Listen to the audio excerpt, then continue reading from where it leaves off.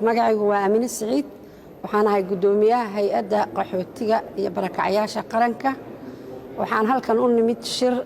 la yiraahdo GRF oo looga hadlayo arrimaha qaxootiga waxaa ka soo qayb galay oo maaragtay la hogaaminaya ra'iisul wasaaraha Soomaaliya mudane Xasan Cali Khayre shirku halkaas uu ka bilowday dawlado badan ka soo qayb galay qaar kamid ah Afrika yihiin qaar kamid ay yihiin maaragtay ka yimaadeen sida madaxweynaha Turkiga mudane Erdogan marka waxa laga hadlayaa qaaradda Afrika ama geeska Afrika ayaa ugu badan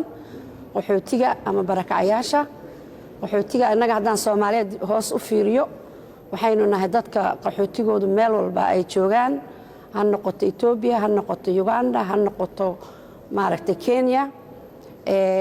iyo waxa tahay inoo dheer 2,600,000 oo barakacyaal ah oo wadankeena ku daadsan marka waxa laga hadlayaa sidee bay qaxootiga wax loogu qabtaa sidee looga qayb geliyaa waxbarasho sidee ay u noqdaan dad isku filan oo shaqo abuuran kara sidee haday suurtoobayso wadamadoodii dib loogu celiyaa iyaga oo dawladii wadankaas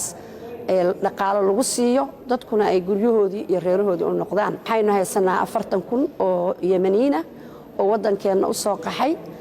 marka waxa weeye taasna waa walaalnimo iyo maaragtay karti in adigoo maaragtay dhibaataysan aad dad dhibaataysan soo dhaweyso marka shirku hadda shal bilowday maantana waa maalintii labaad mar dhowna waxa ku jira adigu ama maxayda wasiiradeena qaar baa ka hadlay shirka برينا مارت الشركة سوحيرتان كيسا وحاقود بشرة وناكسن أو لحلقة كتشيدين دونا رئيس الوزراء هنا مدن حسن علي خيره الشركة ما دام أي شر لود يهي أو ضد كي دق بحياشي نتشوغان رئيس الوزراء وحكود ذلك إنه ضد كي أمهم سن ولا كلمه شالي وحلا كل ما مدحوينها إردغون